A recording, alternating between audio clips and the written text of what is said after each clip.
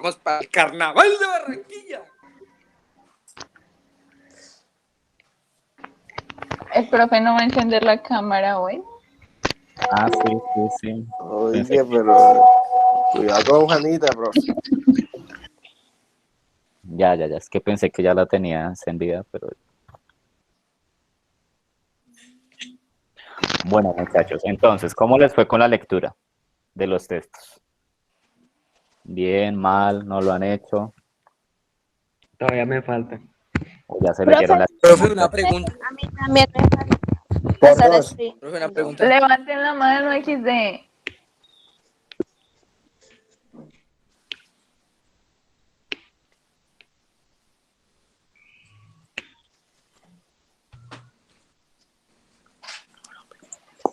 Bueno, hablen, Ospina.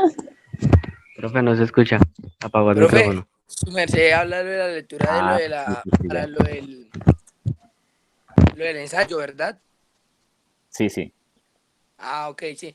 Profe, lo que pasa es que yo estaba leyendo lo de esas vainas, pero una me salen de unas páginas y me dice que error, no deja leerlas. ¿Cómo que error? ¿Es un PDF normal? ¿Lo abre? Profe, lo que pasa es que sí, a mí también me pasó lo mismo y lo que pasa es que tocaba descargar Acrobat para poder abrir ese PDF. Profe, No, y claro.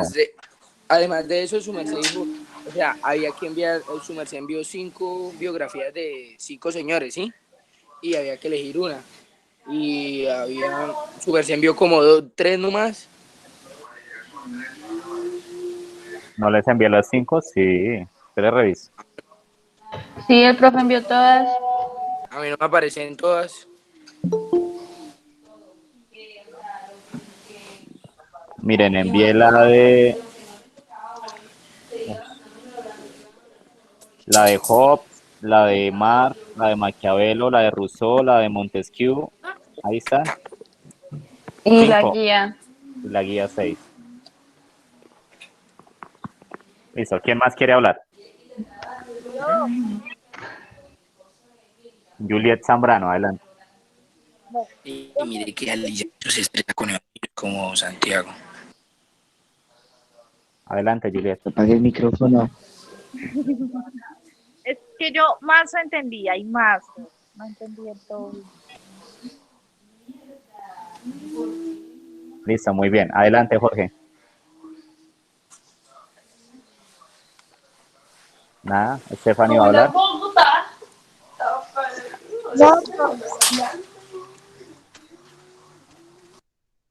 Listo, entonces ahí silencié a algunos porque tenían el micrófono encendido. Vamos a iniciar con la explicación. Ustedes tenían que hacer una lectura de alguno de esos 5. Lo van a elegir de forma libre. Todavía tienen esta semana para hacer esa lectura. Y yo voy a ir explicando uno por uno, ¿listo? Hoy explico uno, bueno, lo que alcancemos. ¿Cuándo es que nos vemos? El miércoles.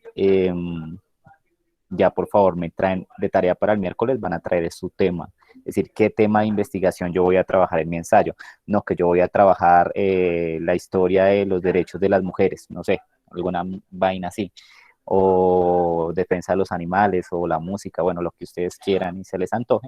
Entonces para el día miércoles me traen ese tema ya delimitado, ¿listo? Delimitado, y empiezan a investigar sobre ese tema. Moisés alzó la mano. Profe, o sea, ¿solo le traemos el tema o investigamos algo? Solo el tema. Pues la idea es que vayan investigando, pero si la pregunta está relacionada con que si me van a presentar algo a mí, no me van a presentar nada. Pero la idea es que si vayan investigando, pueden empezar por Wikipedia. Wikipedia nunca la usen en un ensayo, citándola, pero Wikipedia sirve para hacer una primera aproximación al tema de trabajo, ¿listo? Entonces, por ejemplo, yo escogí la Primera Guerra Mundial. Entonces me meto a Wikipedia y empiezo a leer, a chismosear, bueno, ¿qué pasó? Entonces, eso es un primer acercamiento. Wikipedia no les sirve para hacer ensayos académicos, pero les sirve para empezar a acercarse al tema, ¿listo? Entonces, escogen su tema para el miércoles, sí o sí me lo van a decir, ¿listo? Por el grupo me van a decir, mi tema es tal, y ustedes van investigando por su cuenta sobre ese tema. Alejandro. Profe, el tema se saca de alguno de los autores que uno escoja, ¿verdad? No, el tema es el que usted quiera. Lo que va es como su... Hay que buscar la O relación sea, exacto, entre la el tema y el relación autor. entre su tema y el autor que usted escogió. y hacer el ensayo enfocado hacia la percepción del autor, ¿no? Ujú, ujú. Sí, eso es en últimas. ¿Quién más tiene preguntas? Jorge, adelante. Jorge, Jorge Delgado. Jorge levanta la No, mano y profe, no no habla. levántela. No levante la mano. Fue La ha Juliet. levantado desde hace rato, la levanta. Mira, ahí la tiene levantada. Es Juliet, profe. Ah, es Juliet. Ah, sí, sí, sí, sí. Ah, bueno, soy yo, Juliet. soy yo. O sea, nosotros elegimos un tema de investigación normal y después como que lo tratamos de unir en frente del concepto, en relación al concepto del autor, de las biografías que nos envió, ¿sí? Sí, lo que pasa es que ustedes se están adelantando mucho. O sea, por ahora lean el autor y por ahora investiguen sobre su tema de investigación. Hasta ahí vamos. Entonces, Sí. leo Ah, autor, investigo tema, y ya, no más, no es más. pero Listo. temas de peleas o cómo así. El que usted quiera. ¿Puedo el de maltrato animal? Es que, porque les digo que el que ustedes quieran, porque es muy bonito cuando uno escribe algo sobre un tema que a uno le guste, ¿sí? ¿Qué saco yo Sí. con decirles, no, me van a escribir sobre la Segunda Guerra Mundial y a ustedes les da mucha jartera la historia? Entonces, no, escojan el tema que ustedes quieran, ¿listo? Eso va a facilitar mucho el trabajo después cuando tengamos que establecer la relación entre ese tema que a ustedes les gusta y el autor, ¿bien? Pero por ahora no vamos a hacer esa relación, solamente lean el texto del autor y consulten sobre su tema de investigación. Si ¿Cuál tema? llegamos, El que ustedes quieran, señor. profe, si llegamos a elegir un tema de investigación y en esos autores pues tal vez no lo toquen, o sea, no tengan ese tema. No, pues evidentemente no, porque es que son autores del siglo XVI, XVII, XVIII y XIX. Entonces, si ustedes escogen el aborto, pues o sea, ni de fundas ellos van a hablar del aborto. Pero es que esa es la dificultad del trabajo. Van a establecer una relación entre un tema que a ustedes les guste y el autor. O sea, ahí tienen que ser muy inteligentes y Pero muy más capaces adelante. de hacer esa relación. Pero más adelante, sí. Pero, profe, me sirve, o sea, yo ya elegí uno, me sirve ese de maltrato animal, bueno, ese, ¿sí? Ninguno de los autores habla de animales. Es que esa es la dificultad y eso es lo que yo quiero que ustedes hagan. Que establezcan una relación de un tema con un autor. Bien. Entonces, por eso, Primero toca entonces, leerlo. sí, entonces por eso toca leer los autores desde un principio antes de elegir el tema. No, no es Exacto. necesario. Todo se puede relacionar con todo, ¿sí me entiendes? O sea, yo escogí el aborto con Hobbes. Obviamente ese man en el siglo XVII ni pensar en el aborto porque las mujeres en ese momento ni siquiera eran ciudadanas. Sí. Pero esa es la dificultad, eso es lo que yo quiero que usted haga, que usted se piense una relación entre esos dos. Es posible. ¿Listo? Eso sí les digo que todo es posible, es posible. Es posible porque yo lo hice, ya lo hice, o sea, establecer relaciones entre Hobbes y los derechos de las mujeres, eso ya lo hice. Y se puede hacer de una forma muy interesante, bueno. Y si se puede ahí, pues se puede con los animales y se puede con cualquier cosa que ustedes se imaginen. Ah, bueno. Bien, Gracias. listo. Entonces ahora vamos a iniciar con el carrete. Ustedes se preguntarán, ay, ¿por qué el profesor nos puso a leer sobre esos 5 manes? Pues resulta que esos 5 manes tienen algo en común. ¿Qué será? Que todos son teóricos liberales, bueno, no todos son liberales, todos son teóricos contractuales más bien.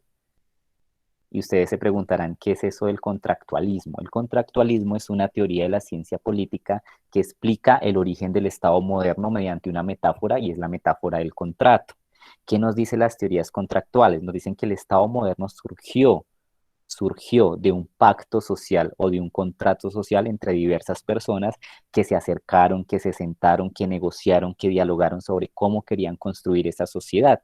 Ustedes hoy ven el Estado colombiano y el Estado peruano y el chileno y el argentino y el estadounidense y el francés y etcétera, tenemos un montón de estados nacionales en el mundo, pero el Estado no es una organización demasiado antigua, de hecho el Estado es una organización relativamente reciente, desde la Revolución Francesa para acá, es decir, tiene cerca de 200 y pico de años, no es tan viejo.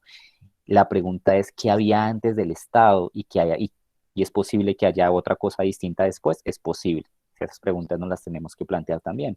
El Estado no es un ente que haya estado toda la historia de la humanidad, no, es una organización política relativamente reciente. ¿Y qué es el Estado? Es una una organización jurídica, una organización política que fue fruto de la conciliación del consenso entre varias personas, es decir, fue fruto de un contrato. El Estado fue fruto de que muchas personas negociaran sobre qué tipo de organización política queríamos tener y definimos que queríamos tener un Estado. Ese es el origen del Estado moderno y eso lo explican las teorías contractuales. ¿Por qué se llaman teorías contractuales? Porque son las teorías de un contrato. Un contrato. ¿Qué es un contrato? Bueno, un contrato es un acuerdo entre un grupo de personas y ese contrato deriva unas responsabilidades, unos derechos y unos compromisos. Por ejemplo, tenemos contratos laborales, contratos educativos, de arrendamiento.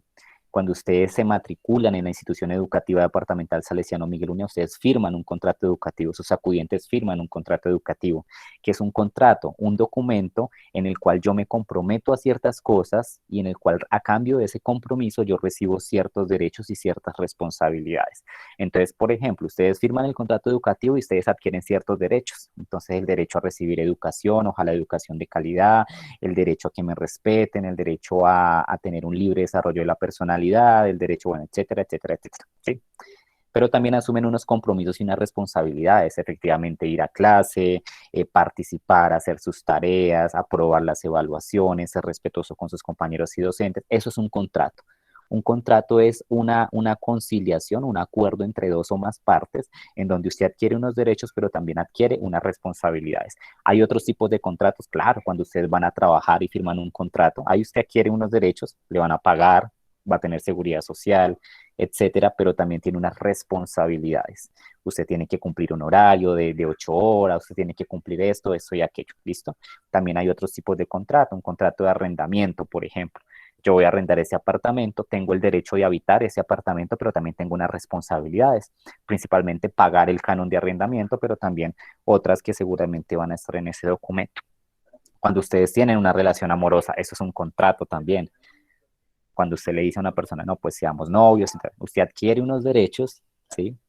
Por ejemplo, un derecho, no sé, a la fidelidad o el derecho al cortejo o el derecho a que estén pendientes de usted, o etcétera, pero también adquiere unas responsabilidades y son responsabilidades afectivas con esa persona. Y así usted podía encontrar sin número de contratos. Un contrato es eso, cuando dos partes se ponen de acuerdo sobre algo para tener derechos y responsabilidades sobre eso. Ese es el origen del Estado moderno, ¿listo? Es un origen contractual. Es decir, varias personas nos pusimos de acuerdo para crear esta organización política que se llama Estado, y ese Estado nos va a garantizar a nosotros unos derechos, pero también tenemos unas responsabilidades y unos compromisos.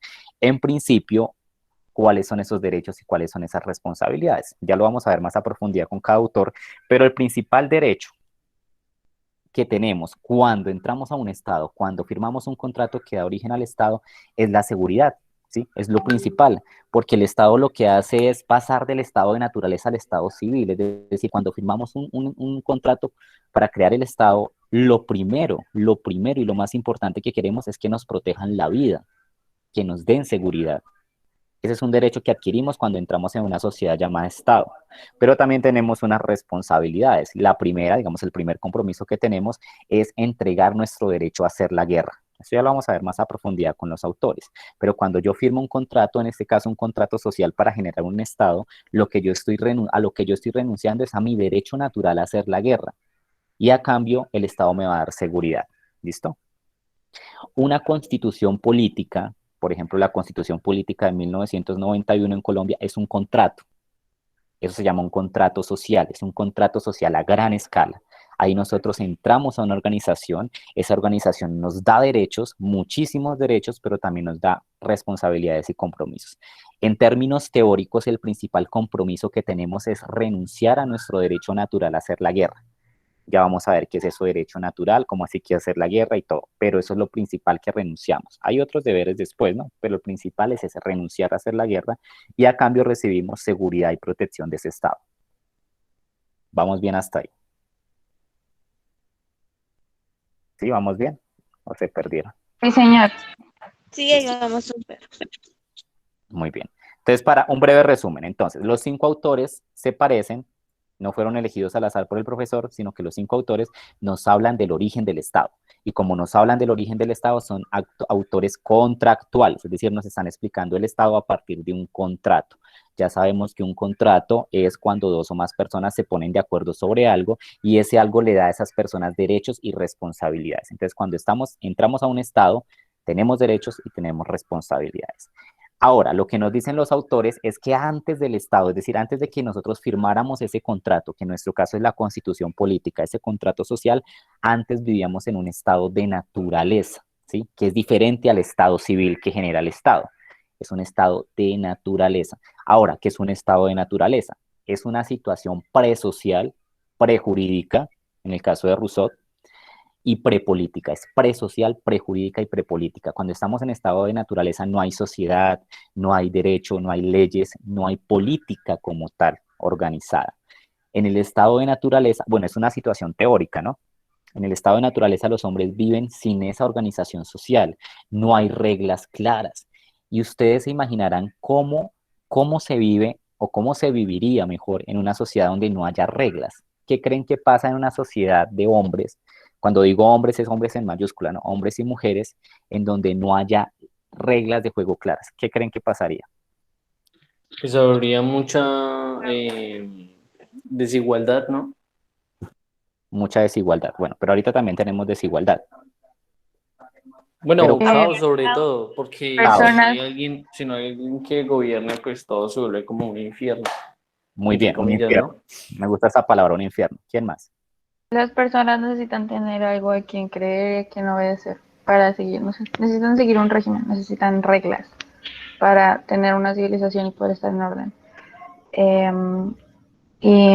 Pues siento que si no lo tuviéramos, básicamente ya no existiríamos, como se dio en épocas antiguas, como la de los cavernícolas, por decirlo de alguna forma. Muy bien.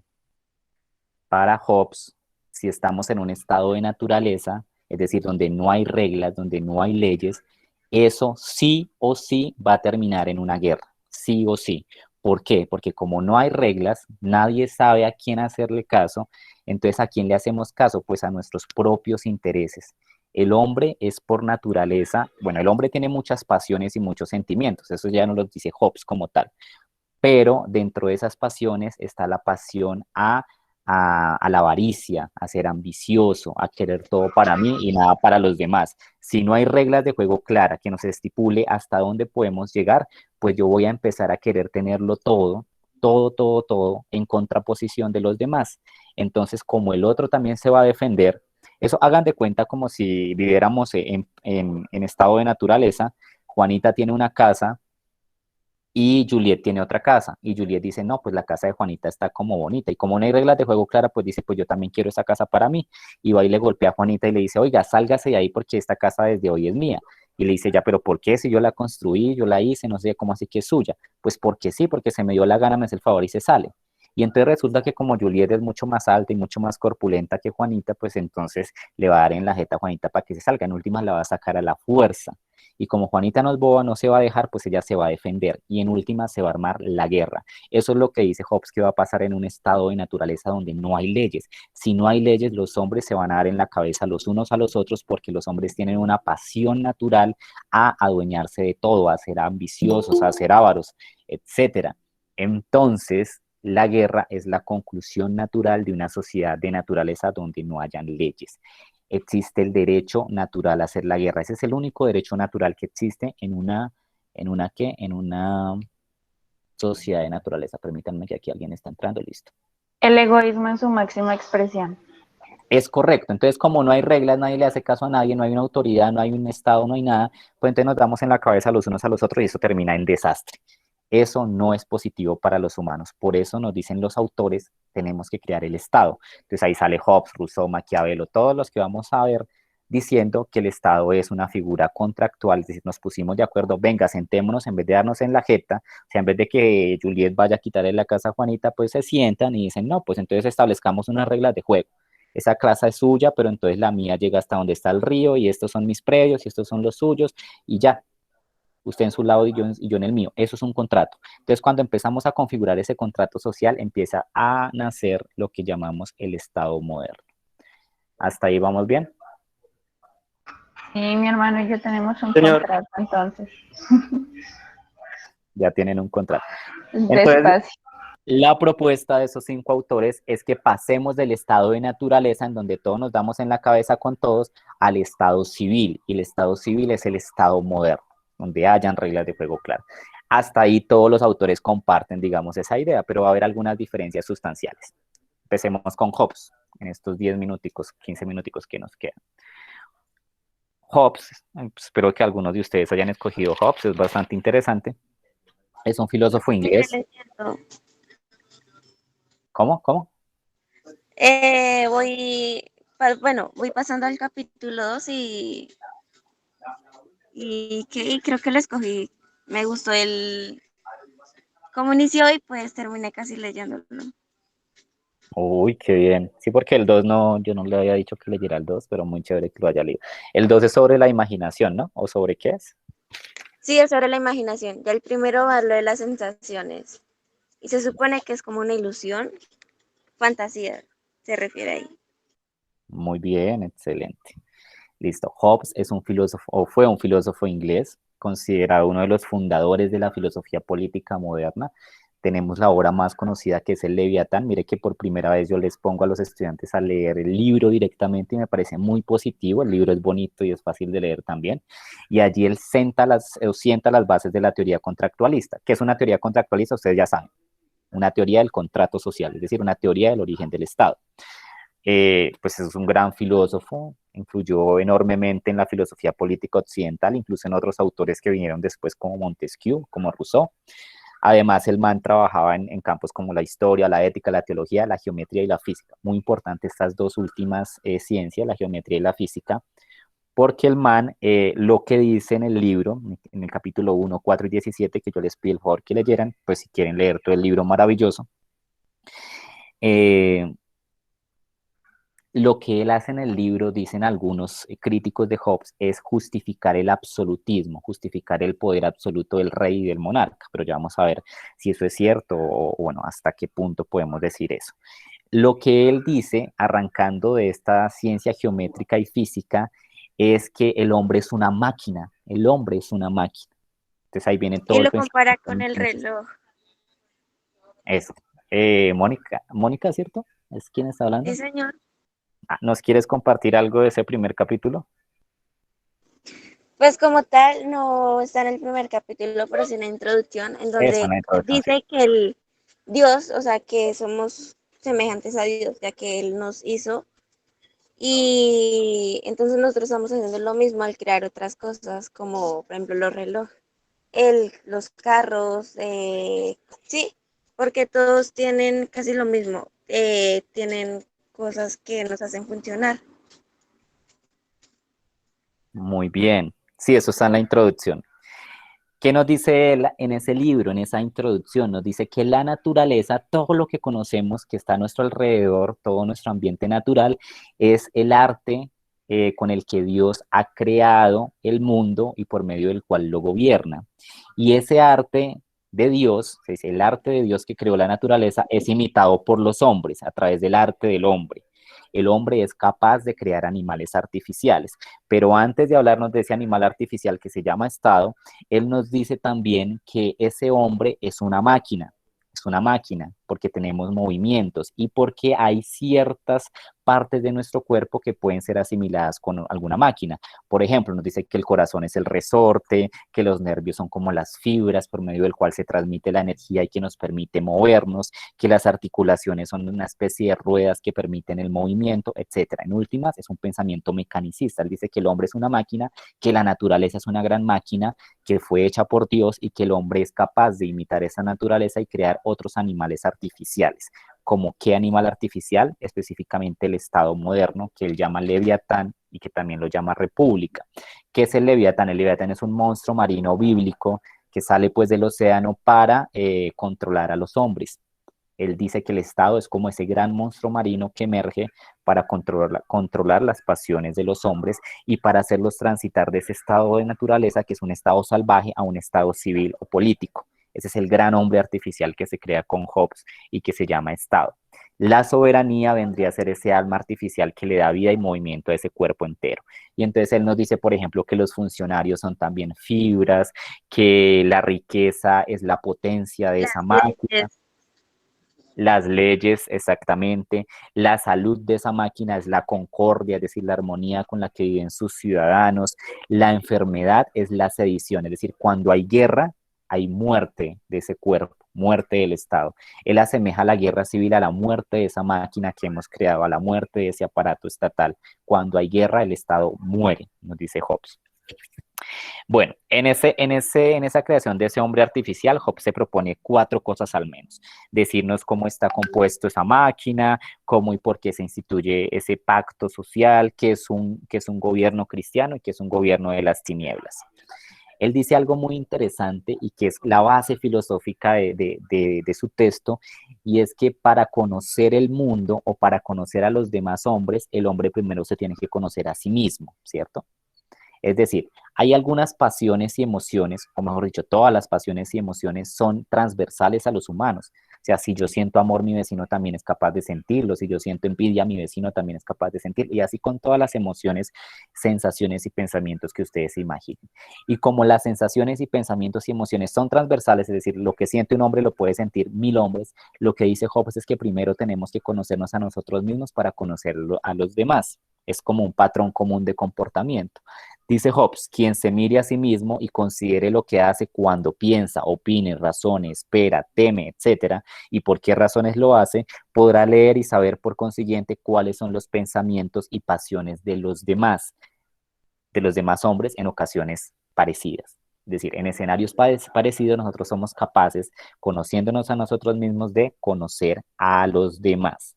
Y eso sirve mucho para conocer a la nación entera. Dice también, pero quien desea gobernar a una nación entera debe leer en sí mismo no solo a un hombre en particular, sino la humanidad, que es un poco más difícil, Ya aquí viene, bueno, él en el capítulo 1 nos habla de las sensaciones, yo no me voy a centrar mucho en eso, pero es exactamente eso, ¿no? Las sensaciones, y también es parte de una escuela muy sensitiva. Él dice que el conocimiento, antes de estar en nuestra mente, pasa por nuestros sentidos de forma inmediata y de forma mediata, y que esas emociones, ese conocimiento antes de llegar a nuestro cerebro y que pasa por nuestros sentidos, también pasa por una especie de fibra, por los nervios, llega al cerebro y allí genera una reacción que busca libertarse. Es decir, lo que recibimos igual lo exteriorizamos también. Eso es lo que genera el movimiento, eso es lo que genera la vida del cuerpo social. Eso es lo que nos dice Hobbes ahí. Nos habla también del lenguaje. El lenguaje es importantísimo. Y es el punto, yo diría que el punto que nos diferencia exactamente con los animales, porque sin el lenguaje no habría habido ni gobierno, ni sociedad, ni contrato social. O sea, sí estaríamos en la mala, en el estado de naturaleza, totalmente en la guerra del todos contra todos. Él dice que el lenguaje es importante porque por medio del lenguaje podemos expresar lo que pensamos, podemos registrar lo que pensamos. No, es que tenemos que ir de huellos. Ay, amor, no sé. Y una bolsa. ¿Una bolsa de qué? Bueno, por medio del lenguaje podemos mostrar el conocimiento que tenemos. ¿A qué voy con el tema del lenguaje? Él lo especifica muy bien, pero el lenguaje tiene cosas negativas también, cuando lo usamos para ofender a otro, cuando lo usamos para engañar al otro y para engañarnos a nosotros mismos.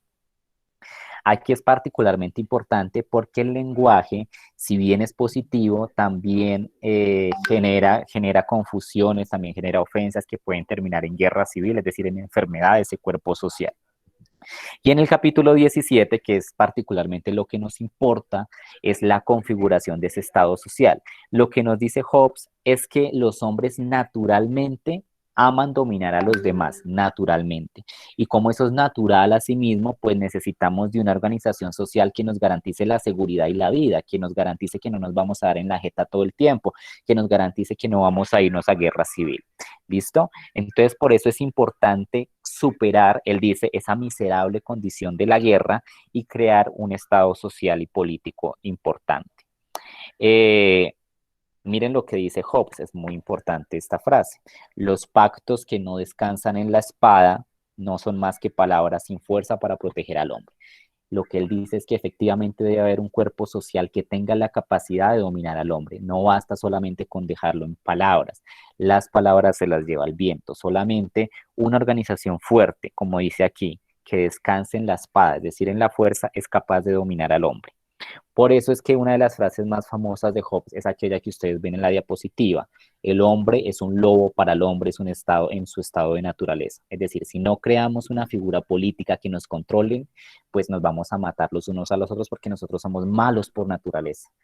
Eso es lo que se puede concluir de Hobbes. El hombre es malo por naturaleza. A contrario de lo que va a decir Rousseau allá más adelantico, que él va a decir, no, el hombre es bueno por naturaleza, pero cuando entra en la sociedad lo corrompe. Para Hobbes, naturalmente el hombre tiene pasiones que son malas y que conllevan a la guerra. Por tanto, necesitamos una organización política que nos controle.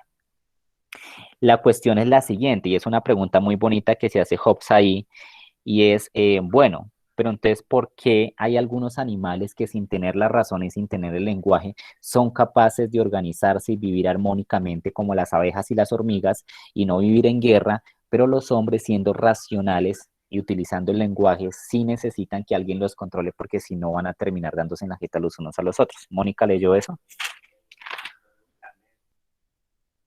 ¿Cómo, profe? Lo de los animales, cuando dicen, bueno, ¿por qué las hormigas y las abejas sí pueden convivir armónicamente y los humanos no? Cuando los humanos sí tienen la razón y tienen el lenguaje y las hormigas y las abejas no lo tienen. No he llegado al punto, pero tengo entendido de que hay una organización en donde están por ejemplo, las hormigas, ¿no? Están las hormigas, hay un grupito que son obreras, están las que dirigen y las que creo que son las hormigas reina. En fin, esta es la organización. Entonces, unos hacen caso a la reina, mientras ella está organizando, desde un punto en donde sala de construcción, comidas, y pues como tal no piensan, sino hacen. Ok, bien, bien, bien.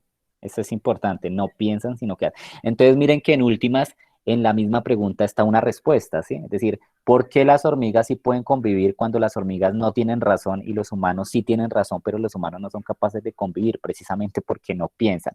Y esa es una de las respuestas que nos da Hobbes. Él nos da varias. Primero, porque los hombres están en constante guerras de honores. O sea, a nosotros nos importa el honor y la dignidad y el qué dirán, no sé qué, entonces no importa lo que diga el otro. Y si dice algo Somos feo, orgullosos.